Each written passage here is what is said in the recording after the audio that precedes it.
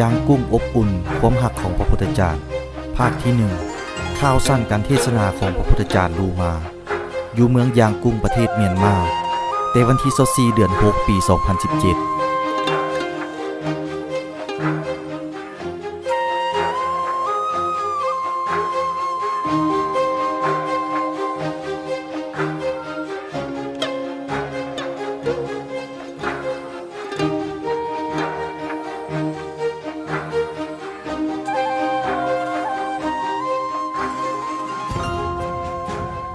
งานวิปัสสนาครั้งที่39อยู่นครหลวงย่างกุ้งหาปิดลงพระพุทธเจ้าลูมาได้เริ่มต้นการเทศนาครั้งที่4อยู่ประเทศพุทธศาสนาดั้งเดิมเมียนมาผ่านการกระทำความดีตามความปรารถนาและการกระทำที่สูงส่งที่พระพุทธเจ้าลูมามอบให้ผู้ทุกข์ยากเด็กน้อยผู้ด้อยโอกาสการเทศนาอยู่ประเทศเมียนมา3ครั้งก่อนรูปภาพของพระพุทธของหยุกที่มีความเป็นธรรมและมีความเมตตาโดยน้ำใจกว้างใหญ่ดังมหาสมุทรมีใจกรุณาปราณีได้แผ่ไปทั่วทุกแห่งจากนั้นมีชาวเมียนมาหลวงหลายได้ฮู้จักกับพระพุทธเจ้าลูมาหลายขึ้นและพยายามซอกหาวิธีเพื่อได้พบพระพุทธเจ้าเมื่อฮู้ว่าพระองค์กลับมาเทื่อหนึ่งอีกแม่นบ่ผู้ที่มีความศรัทธาที่แท้จริงอยู่ประเทศนี้มีเส้นทางสื่อสารอย่างแห่งกล้ากับพระพุทธเจ้าลูมาแต่ละเทื่อพบความยุ่งยากหรือว่าเจ็บปวดเขาเพียงแต่คิดฮอดและอธิษฐานพระองค์ทุกปัญหาอาจจะผ่านพ้นไปความยุ่งยากกลายเป็นความสะดวกความเจ็บป่วยบังเอิญจางหายไปปรากฏว่าสำหรับคนเมียนมาพระพุทธเจ้าลูมาบ่เพียงแต่เป็นพระครูมีน้ำใจโอบอ้อมอารีที่สูงส่งและมีจิตใจกรุณาที่บ่มีขอบเขตแต่ยังเป็นสัญลักษณ์จิตวิญญาณที่ยิ่งใหญ่เป็นบนพึงพาที่แน่นแกนเพื่อให้เขามั่นใจเข้มแข็งก้าวเดินผ่านฟ้าขวากน้ำความยุ่งยากในเส้นทางศึกษาบำเพ็ญผู้ใดก็มวลซื่นเบิกบานและมีความสุขเมื่อฮู้ว่าพระพุทธเจ้าลูมากลับมาเยี่ยมยามเมียนมาพิเศษกว่านั้นเมื่อพระพุทธเจ้าเปิดงานวิปัสสนาอยู่เมืองย่างกุ้งมีลูกศิษย์หลายคนอยู่บ้านที่พระพุทธเจ้าเคยไปเยี่ยมยามก็พยายามมาร่วมงานวิปัสสนาและเยี่ยมยามพระองค์พวกลูกศิษย์คนเมียนมาจากบ้านฮอตาวาเขงบาการบ้านซีโอและการตานยี่เขงบาการพร้อมกับนักบวชหญิงอยู่สถาบันไมทิดาเขงย่างกุ้งได้ห้องขอนิมนต์พระพุทธเจ้าลูมาประทานพระมหากรุณาธิคุณให้เขาได้ฟังพระองค์เทศนาธรรมเทื่อนี้ตอนเที่ยงวันที่24เดือน6ปี2017 400กว่ารูปแม่นนักบวชหญิงพวกญาติธรรมเมียนมาที่มาจากแต่ละบ้านพร้อมกับคณะคุ้มครองพนักงานโรงแรมได้เต้าโฮมอยู่ห้องโถงของโรงแรมก็เป็นสถานที่จัดพิธีงานวิปัสสนาครั้งที่39จิตใจทุกคนล้วนกระตือรือร้นพวกเขาคล้องท่ามื้อนี้เกือบได้ปีมื้อนี้พบพระครูที่หักและนับถือของเขาเวลาหาก็แนมเห็นพระพุทธเจ้าลูมาปรากฏอยู่ประตูของห้องทุกคนพร้อมกันก้มหัวไหว้พระพุทธเจ้าลูมาด้วยความศรัทธาและนับถือทุกคนล้วนทอดสายตาตามบาทก้าวเดินของพระพุทธเจ้าจนฮอดเวลาพระองค์ประทับโชคดีได้ติดตามพระพุทธเจ้าลูมาในแต่ละครั้งการไปเทศนาของพระองค์พวกข้าพเจ้าลูกศิษย์ได้มีโอกาสฮู้จักประเพณีของหลายประเทศที่แตกต่างกันส่วนใหญ่สถานที่ที่พระพุทธเจ้าได้เยี่ยมยามผู้คนอยู่บ่อนนั้นก็ฮักแพงนับถือพระองค์ด้วยทั้งหมดหัวใจแน่นอนมีการแตกต่างกว่านั้นแม่นจิตใจของคนเมียนมาความจริงใจของเขาบ่เพียงแต่แสดงออกผ่านกิริยาท่าทางแต่ยังแสดงออกถึงใบหน้ามันทรงสนามเมเล็กออกมาเฮ็ดให้คนอ้อมข้างก็สามารถรับรู้ได้และรู้สึกตื้นตันใจที่สุดอาจจะย้อนว่าเขาเป็นผู้ที่เกิดในและใหญ่ขึ้นในประเทศพุทธศาสนาหัวใจศึกษาบำเพ็ญและความบริสุทธิ์ผุดพองทางในของเขาสร้างเป็นสนามเมเล็กที่สุขสบายเฮ็ดให้ทุกคนมีความเข้าใจกันใจเปิดกว้างเพื่อต้อนรับสิ่งดีงามจากพระพุทธเจ้าง่ายขึ้น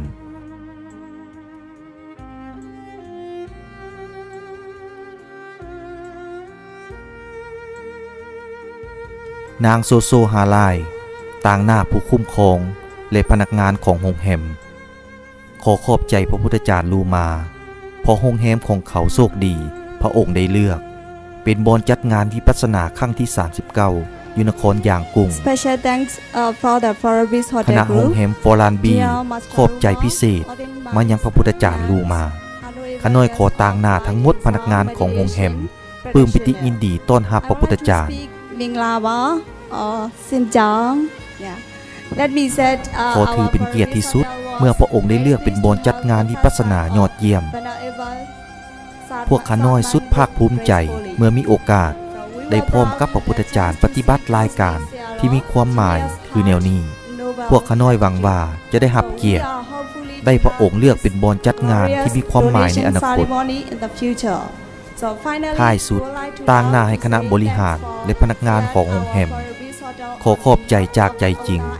ขอบใจพระองค์หลายที่สุดพระพุทธจารย์สุดตื้นตันใจโตคำเบงปันที่จริงใจของนางบริหารงานของโฮงแฮมพระองค์อยากฝากความสบายดีและเยี่ยมยามถามข่าวมายังลูกศิษย์ที่หักขอสบายดีพวกทานเข่งเฮงบ่พวกทานหู้บ่ว่าอาตมาแม่นไผทุกคนเป็นเอกภาพต่อพวกข้าน้อยเข่งเฮงเจ้าพระองค์เมนพระพุทธจารย์ลูมาหน่วยโลกนี้ถึงวันใหญ่ได้พัดมนมีมือใดหนึ่งผู้ที่มีบุญสัมพันธ์จะได้พบกันแน่นอนเขาพัดบ่สามารถจื้อกันและกลายเป็นผู้แปลกหน้าสั้นเมนไผจะเป็นผู้โซกหาคำตอบให้แก่การสงสัยนี้ Some of not. Why the first time? จำนวนหนึ่งในพวกทานยังบ่ทันได้พบอาตมาสันบ่เป็นหยังนี่เม่นเทื่อทำอิฐ I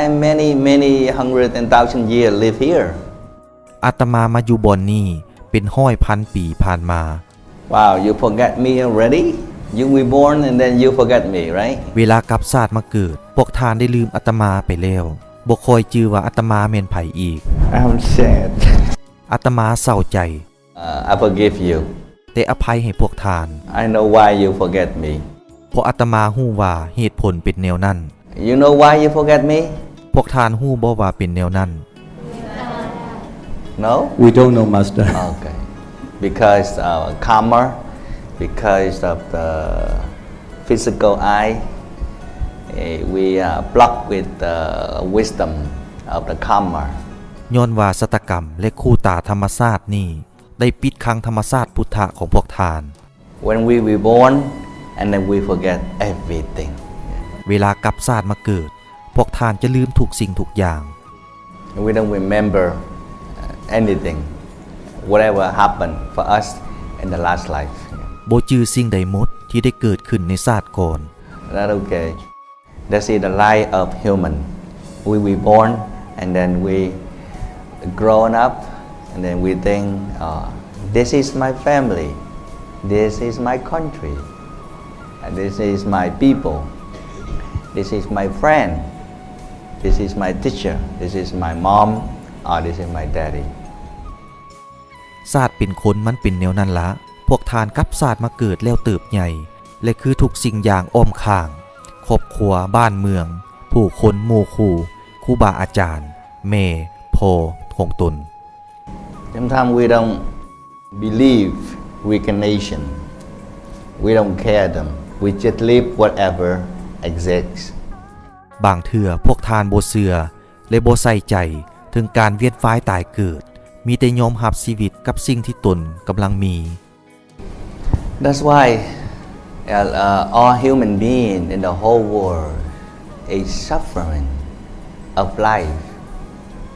The mind of the karma always block our life of human. Don't let us to remember. That is good for us. If we remember,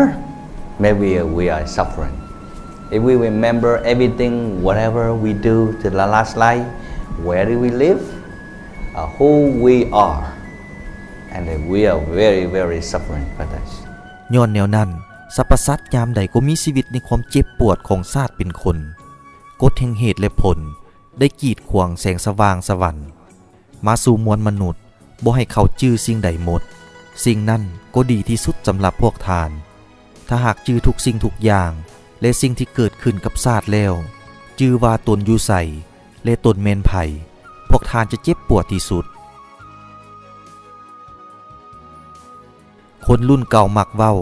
พระธรรมคำสอนแม่นเส้นทางบ่เป็นรูปเป็นห่าง แม่นบ่ย้อนว่ามันบ่มีจุดจะแจ้งบ่มีห้องห้อยเพื่อไปนำฉะนั้นไผไปตามเส้นทางนั้นก็ไปผิดไปบ่ถูกและหลงทางเขาพบกันและมีแต่วนเวียนในเส้นทางนั้นฉะนั้นพวกเขาต้องการคนพาทางผู้ที่ได้ไปจนสุดปลายทางนั้นและเข้าใจท่องแท้มันได้บ่แม่นผู้อื่นใดนั่นแม่นพระพุทธเจ้าผู้เลิศล้ำพระพุทธเจ้าลูมาพระพุทธเจ้าจะแนะนำพวกเขาไปแบบง่ายดายตามเส้นทางอุปสรรคที่เต็มไปด้วยสิ่งทรหด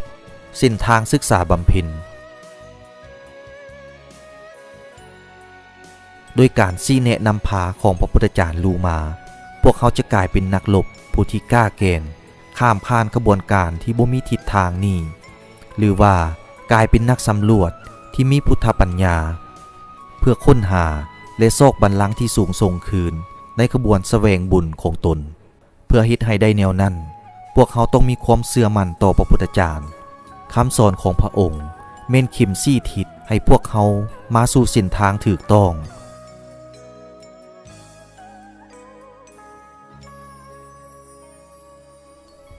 That's a story like that, okay? I wish you understand. That's everything I see clear. Everything I remember who you are is very clear. How do I prove for that? With the 21st century of the scientists, how do I prove? I cannot prove anything. That's why I keep my mouth shut up better. อาตมายังจื้อทุกสิ่งทุกอย่างและยังจื้อพวกทานเมนไผแต่ในโลกวิทยาศาสตร์ศตวรรษที่21นี้อาตมาต้องเฮ็ดแนวใดจึงจะพิสูจน์สิ่งเหล่านี้ฉะนั้นอาตมายังมิดเงียบคือแนวนี้จะดีกว่า That's why I keep myself quiet and continue to do my job. Continue to travel, to do whatever I have to do. To share whatever I know. To know whatever I want to tell you. And whoever have affinity to understand, to accept that, it's good. If they don't understand it, they don't accept it, that's good too. But late, soon or late, they will understand it. When they are finished their life, when they are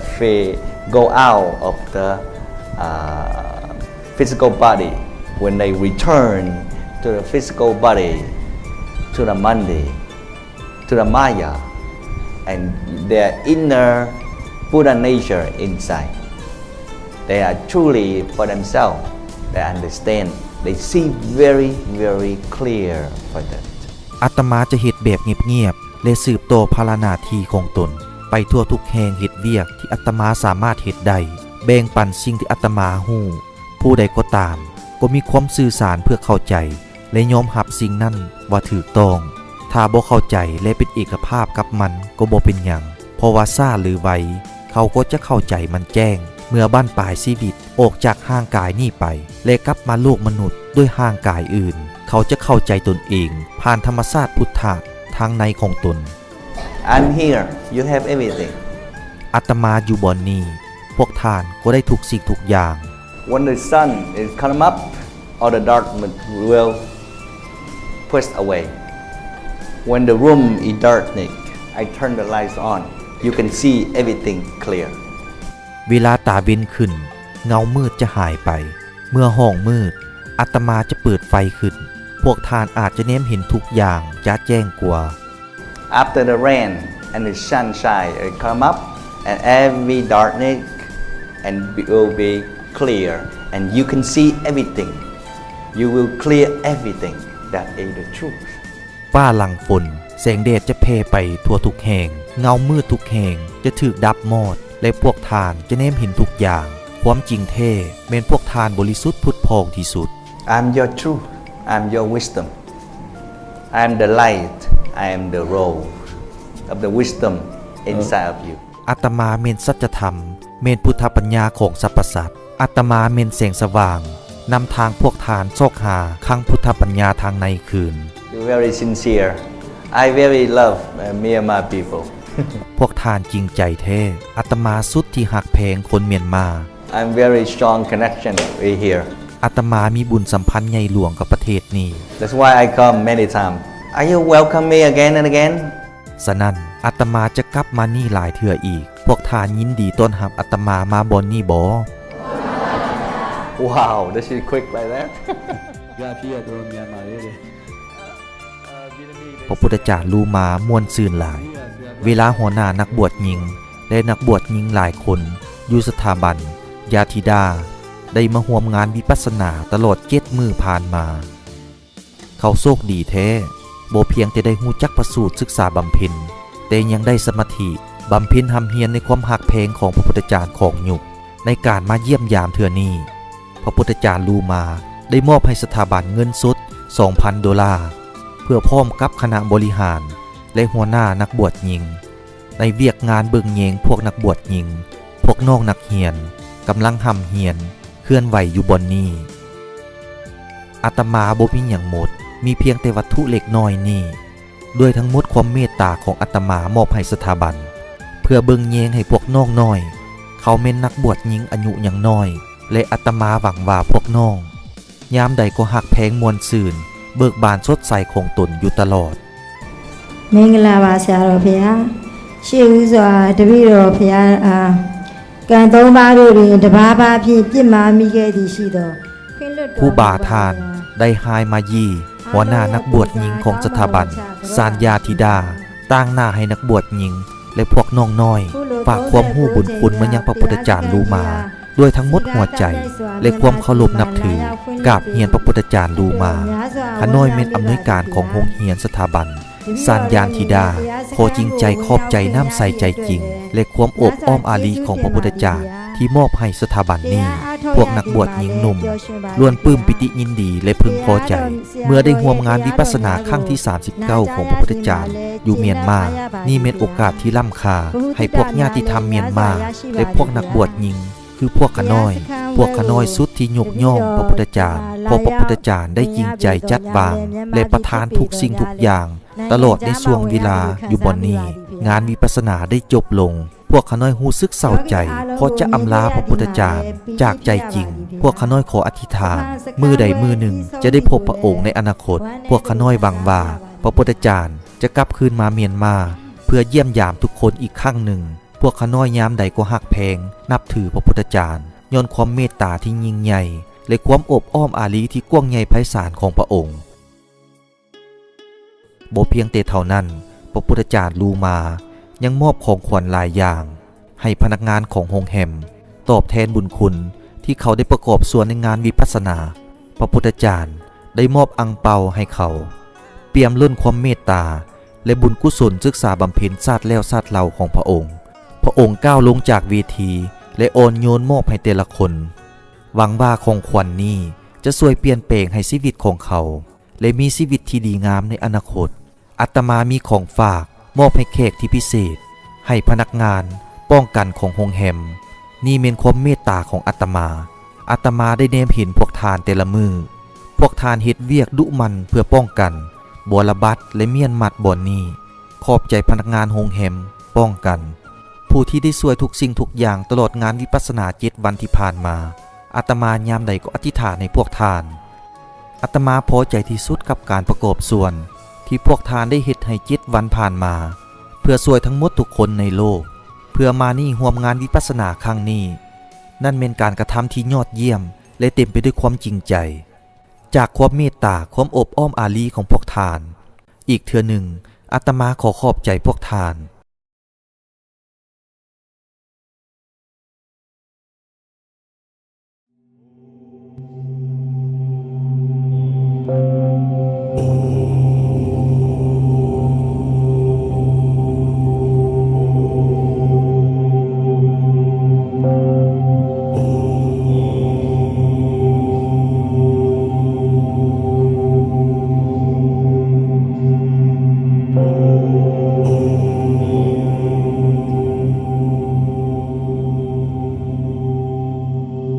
อีกเทื่อหนึ่งเสียงระฆังศักดิ์สิทธิ์นำเอาเสียงสวรรค์ที่สูงส่งของพระพุทธเจ้าของยุคได้ดังก้องกังวานอยู่นครเก่าแก่อย่างกรุงทั้งหมดหัวใจพร้อมกันล้อมเข้ากับเสียงไหลเวียนศักดิ์สิทธิ์นั้นและจริงจังอธิษฐาน อธิษฐานให้พระพุทธเจ้าปกป้องให้ประเทศเมียนมาและโลกนี้อธิษฐานให้พวกทานมีความสันติสุขความหักแพงและชีวิตดีงามอธิษฐานผู้สูงสุดประทานพลังพุทธปัญญาลบล้างพวกฆาตกรรมสวยมวลมนุษย์ได้มีชีวิตในความสันติสุขอาตมาอธิษฐานให้พวกทานด้วยมหาสมุทรเมตตาของอาตมา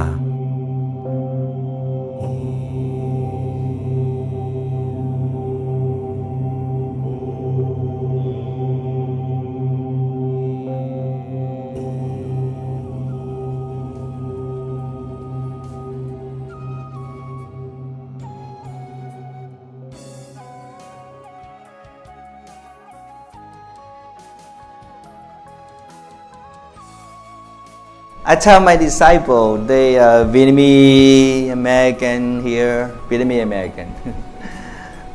Thai, Lao, and Cambodia too. They make the international food for buffet, and I think you can come enjoy with them, to enjoy whatever there,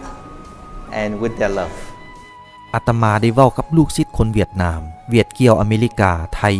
ลาวและกัมพูเชียอยู่นี่แต่งอาหารบุฟเฟ่ด้วยอาหารเจพื้นบ้านพวกทานจงมาซิมรสชาติเบิ่งรับประทานสิ่งใดตามใจพวกทานมัก I will see you later somewhere else, or next time maybe here, or next year, or whatever. Or whenever we have a chance, and then I come here, and then they come here. Okay, and thank you for everything. อาตมาจะพบพวกทานอีกในช่วงเวลาหนึ่งอยู่บอนนี้อยู่บอนใดหนึ่งจะเม่นยามใดพวกทานก็มีโอกาสเพื่อให้อาตมามาบอนนี้อาตมาขอบใจพวกทานกับทุกสิ่งทุกอย่าง And thank you for everything. พระพุทธจารย์ก้าวลงเวทีและยึดอยู่บนเจ้าของโรงแรมกำลังนั่งเนมเบิงลาวเลี้ยวเบงปัน I don't have anything to give to you for the Kai, your family, a great offering here for anybody.To come here to meditate. I have one thing for give for your family, to my Rob. ท่านเป็นคนดีและซื่อสัตย์เฮ็ดให้อาตมาตื่นตันใจขอบใจทานกับทุกสิ่งทุกอย่างพวกทานได้สนับสนุนช่วยให้ทุกคนมาบนนี้สมาธิและจำศีลอาตมาบ่มีหยังให้ทานและครอบครัวของทานมีเพียงของขวัญสิ่งเดียวนี้จีวรของอาตมา See this one? I'm here. จงเยงเบิ่งมันอาตมาอยู่บ่อนนี้ท่านเจ้าของโรงแรมคาดบ่ถึงและดีใจหลายที่สุดเมื่อได้รับจีวรของพระพุทธเจ้าลูมาท่านและครอบครัวจริงใจก้มหัวไหวขอบใจพระพุทธเจ้ากับของขวัญที่ล้ำค่านี้เราบ่สามารถกล้าคิดถึงเราเฝ้ากอดเอาจีวรของพระพุทธเจ้าและย่อขึ้นใส่หัวด้วยทั้งหมดความนับถือจีวรผืนนี้ยามใดก็จะปกป้องเราทั้งชีวิตหลีกเลี่ยงจากความทรหดและพายุลมแดงของชีวิตเพราะพระพุทธเจ้าว่าว่าจีวรล้ำค่าผืนนี้แม่นตัวตนของพระองค์บ่เพียงเฉพาะลาวแต่ทั้งหมดทุกคนมีหน้าอยู่ศาลาตอนนี้ก็มีความสุขเมื่อเห็นสิ่งที่ล้ำค่าของพระพุทธเจ้าของยุคได้วางไว้อยู่ในประเทศเมียนมา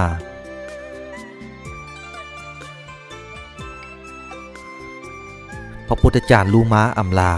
และเชิญทุกคนลงห้องอาหารเพื่อชิมรสชาติของงานเลี้ยงบุฟเฟ่จี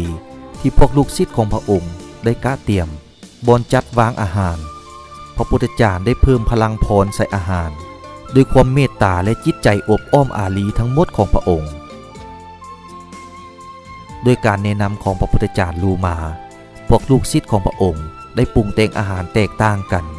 มีลักษณะมูลเสื้อประเพณีของบ้านเกิดเมืองนอนเขาเพื่อนำมาในงานเลี้ยง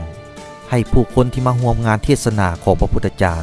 อาหารแต่ละเยืองเป็นผลงานของลูกศิษย์หลังจากช่วงเวลาหนึ่งที่ได้บำเพ็ญหำเฮียนนำพระพุทธเจ้าและเดี๋ยวนี้เมื่อมาประเทศเพื่อนบ้านเขาภาคภูมิใจและมวลซื่นเมื่อได้เสนอปรุงแต่งอาหารนั่นด้วยความเมตตาทั้งหมดของผู้บำเพ็ญเสียงมหัศจรรย์เมื่อชิมรสชาติอาหารพวกนี้พวกญาติธรรมบ่เพียงแต่ฮู้สึกได้รสชาติที่แซ่บนัวเท่านั้นแต่ยังได้รับบุญกุศลและพลังศึกษาบำเพ็ญของพระครูนั่นเมนของขวัญล้ำค่าที่พระพุทธเจ้าทรงให้ลูกศิษย์ก่อนพระองค์จะจากเมืองยางกุ้งอำลาพนักงานโรงแรมโฟลานบีดพวกญาติธรรมเมียนมาที่ศรัทธาในพุทธศาสนาและนักบวชหญิงของสถาบันสัญญาธิดา เขายามใดก็จะสลักไว้ในหัวใจของพระพุทธจารย์ลูมาเมืองเก่าแก่อย่างกรุงนี้นับมืออบอุ่นขึ้นในความเมตตาบ่มีมือสลายของพระตถาคตของยุคขอเชิญพวกทานสืบต่อต้อนรับฟังภาคต่อไปบรรณาธิการสวรรค์ลูมา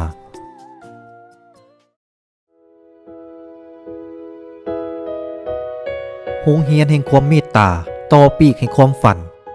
พระพุทธจารย์ลูมาได้ส่งลูกศิษย์ไปบ้านนาเมืองเพื่อก่อสร้างโรงเรียนช่วยพวกน้องมีโรงเรียนหำเฮียนได้ศึกษาหำเฮียนคือเด็กน้อยอยู่บนอื่นบ้านนาเมืองตั้งอยู่เขตโศกหลีกขึ้นกับเทศบาลของแขวงบุรีคำไซห่างจากนครหลวงเวียงจันทร์400 ปลายกิโลเมตรย้อนว่าบ้านห่างไกลตัวเมืองฉะนั้นพื้นฐานโครงลางยังขาดเคิน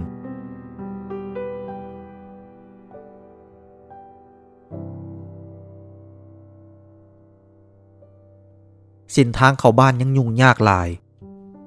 ดินเดคุมตุ่มลังฝนเฮ็ดให้มื่น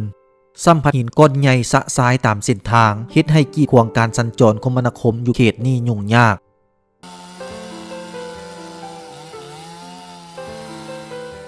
มือนี้พวกข้าพเจ้าสุ่มใส่เวียกตัดไม้เบเพื่อตีกดฝาสารลิกให้ภาคส่วนทีเบตุงเละเสานี่เมนเวียกต้นโตสร้างรูปห่างสำคัญให้โรงเรียนพวกข้าพเจ้าทั้งเหตุทั้งวาดภาพเกี่ยวกับโรงเรียนหลังหนึ่งที่สวยงามในอนาคตนี่เป็นความเอกอ้างและภาคภูมิใจของพวกข้าพเจ้าพวกลูกศิษย์ของพระพุทธจารย์ลูมาได้เคยร่วมทางกับพระองค์ในขบวนการประทานความเมตตาไปสู่สรรพสัตว์ที่ทุกข์ยากพิเศษแม่นนำเอาการศึกษาและอนาคตที่ดีงามมาสู่พวกน้องนักเรียนในเขตภูดอยบ่แม่นแต่พวกข้าพเจ้าชาวบ้านทั้งหมดมาสวยเวียกล้วนห้าวหันในเวียกงานที่ได้มอบหมายคือว่าทุกคนอยู่บนนี้ล้วนรู้สึกว่าพระพุทธจารย์ลูมาบ่เพียงแต่มาให้เขาเพียงแต่โรงเรียนหลังใหม่นี่เท่านั้นแต่ทั้งอนาคตที่สดใสให้แก่ดินแดนนาเมืองนี้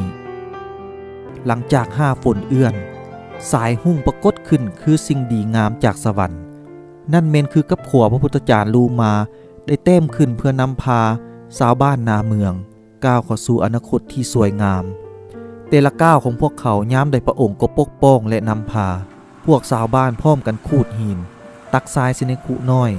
เลี้ยวเคลื่อนย้ายไปใส่จักรปั่นเบตงโลกเข็นคนปูนโตเทวกันคือกับรถไฟขนส่งเบตงและทีใส่พื้นแต่ละห้องเฮียน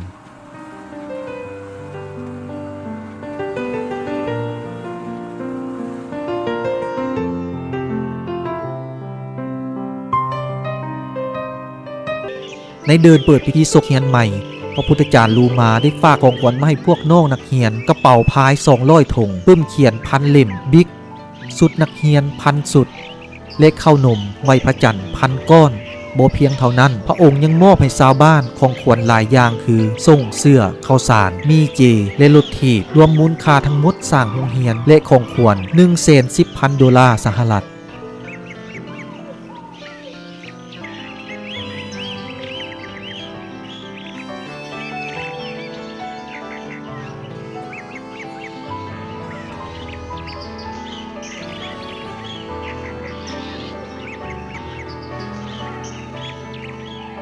ทุกคนรวมตัวอยู่เดินโรงเรียนบรรดาผู้เทนพากันดึงผ้าคลุมลงป้ายโรงเรียนประถมสมบูรณ์บ้านนาเมืองเผยออกไผๆก็ดีอกดีใจเวลาโรงเรียนได้สร้างขึ้นสำเร็จ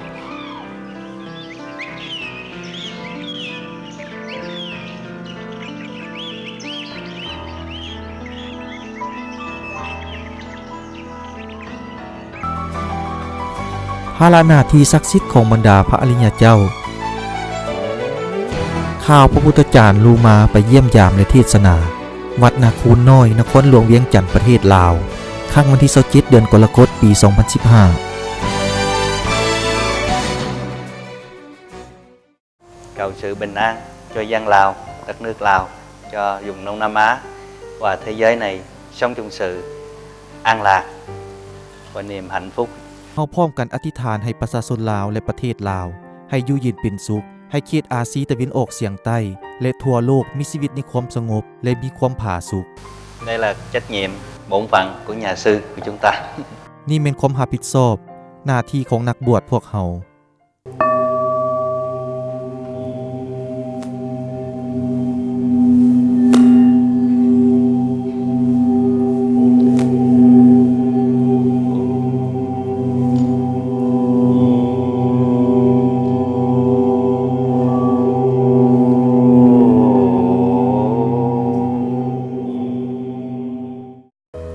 ta là những người sư, những người đem tình thương của Phật tổ đến với loài người, đến với chúng sanh còn lạc lòi trong sự vô minh và đau khổ. พวกเขาแม่นนักบวชผู้ที่นำเอาความเมตตาของพระสัมมาสัมพุทธเจ้ามาสู่มวลมนุษย์มาสู่สรรพสัตว์ที่หลงเข้าสู่ความโง่เขลาและเจ็บปวด Đem những sự cao thượng bên trong, đem những sự mầu nhiệm của Phật tổ tối cao đến với con người và tình thương của Ngài. นำเอาสิ่งที่สูงส่งทางในนำเอาสิ่งวิเศษและความเมตตาของพระสัมมาสัมพุทธเจ้าผู้สูงสุดมาให้คนเฮา Đem những sự gọi là thông minh của quý vị, những cái lòng bác ái của quý vị bước vào con đường tu, đem để mai sau này phát huy những sự cao thượng của Phật tổ đến với đất nước này và ra ngoài thế giới. นำเอาสิ่งเฉลียวฉลาดและความอบอ้อมอารีของพวกทานก้าวเข้าสู่การบำเพ็ญเพื่ออนาคตนี้เสริมขยายสิ่งที่สูงส่งของพระสัมมาสัมพุทธเจ้ามาสู่ประเทศนี้และออกสู่โลก Sự yếu đuối là do mình, sự sức mạnh thiêng liêng cũng là do mình. ความอ่อนแอแม่นย้อนเฮาเองพลังศักดิ์สิทธิ์ก็แม่นเฮาเอง Cho nên quý vị thấy không, chúng ta là những nhà sư, đôi khi quý vị gọi là không chấp nhận những gì cao thượng bên trong mình. ฉะนั้นพวกทานเห็นบ่พวกเขาเป็นนักบวชบางทีพวกทานบ่สามารถรับสิ่งที่สูงส่งทางในของตน Nếu quý vị chấp nhận những sự cao thượng, thiêng liêng, một sức lực hùng mãnh của trí huệ của Phật tổ tối cao, thì chúng ta là một con người phi phàm trên cái thế giới ô trượt này. ถ้าพวกทานยอมรับสิ่งที่สูงส่งศักดิ์สิทธิ์พลังแกนกล้าพุทธปัญญาของพระสัมมาสัมพุทธเจ้าพวกเขาแม่นผู้บ่มีไผเทียบได้ในโลกวุ่นวายสับสนนี้ Không có gì làm cho chúng ta phải sợ hãi và phải thua cuộc. บ่มีหยังเฮ็ดให้เฮาต้องย่านกลัวและต้องพ่ายแพ้ในการเยี่ยมยามครั้งนี้พระพุทธจารย์ลูมาและลูกศิษย์ของพระองค์ได้มอบให้วัดเงินจำนวน 2,000 ดอลลาร์สหรัฐพระพุทธจารย์ได้ก้าวลงจากเวทีและก้าวไปหาบรรดาครูบาพระองค์ได้มอบหมากไม้ให้แต่ละองค์การพบปะแม่นของควรที่เต็มไปด้วยความเมตตาจากพระครูผู้ฮู้แจ้งที่ยิ่งใหญ่มันบ่แม่นเรื่องง่ายปานใดพระองค์ยังมอบให้เจ้าอธิการวัดฮู้ประคำเส้นหนึ่งจากติเบตแม่นวัตถุที่ได้ร่วมทางกับพระองค์มาเป็นเวลา8 ปีและพระองค์อยากฝากรักษาวัตถุที่มีค่านี้ไว้บนนี้ด้วยความหวังให้เจ้าอธิการวัดเสริมขยายพลังนี้ไปสู่สรรพสัตว์ในประเทศลาวช่วยให้เขารับรู้ความเมตตาจากพระพุทธพระโพธิสัตว์ก็คือพระธรรมคำสอนจากพวกพระองค์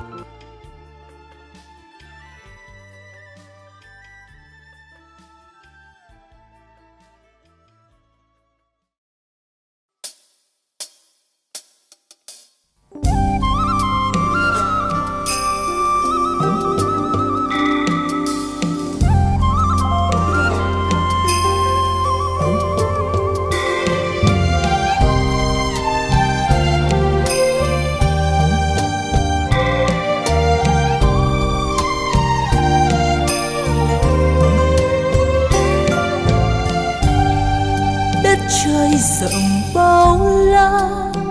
bước chân viễn du đã mấy lần xuân qua. Quê hương dấu yêu chưa một lần trở lại. Phiêu lãng quay trời đi tìm nguồn ánh sáng giữa trời cao bao la, muôn trùng Himalaya. Đêm nay vầng trăng khuya lại tròn, hỏi lòng mình chẳng có từ bao giờ, và cuộc đời ta sẽ về nơi đâu, nơi đâu, nơi đâu giữa mênh mông vời vợi.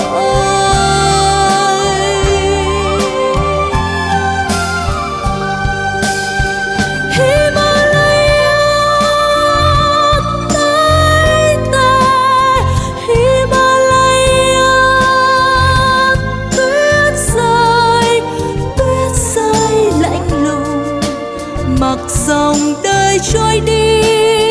trong nỗi đau trần thế, thì ánh trăng nơi này vẫn trong như lưu ly. Himalaya non cao tuyết trắng, Himalaya vầng trăng đánh thức trái tim, nên đất trời rộng bao la. Bước chân viễn du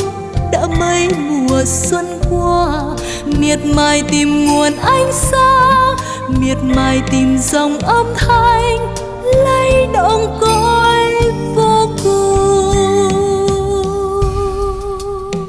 Đêm nay nhân gian là ngày tháng năm nào,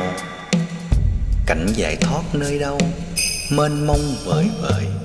Thượng đế hỡi, xin người cho con cởi mây cởi gió quay về cội nguồn giải thoát. Cung điện nguy nga ánh sáng của ngài có chứa được con không? Hy mã tái tê tiếc lành trùng trùng, người nhân gian sao biết được niềm vui bất tận nơi hy mã. Đất trời rộng bao la, bước chân viễn du đã mấy lần xuân qua. Quê hương dấu yêu chưa một lần trở lại, phiêu lãng cuối trời đi tìm nguồn ánh sáng giữa trời cao bao la muôn trùng Himalaya. Đêm nay vầng trăng khuya lại tròn, hỏi lòng mình chẳng có từ bao giờ, và cuộc đời ta sẽ về nơi đâu, nơi đâu, nơi đâu giữa mênh mông vời vợi.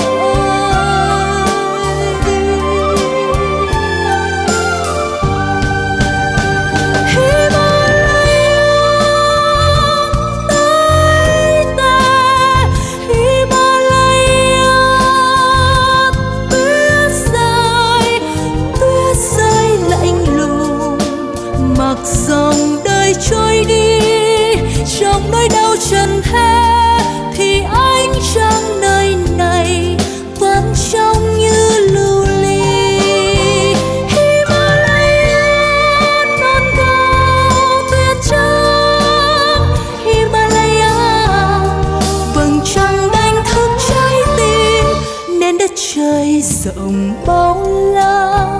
Bước chân viễn du đã mấy mùa xuân qua, miệt mài tìm nguồn ánh sáng, miệt mài tìm dòng âm thanh lay động cõi vô cùng.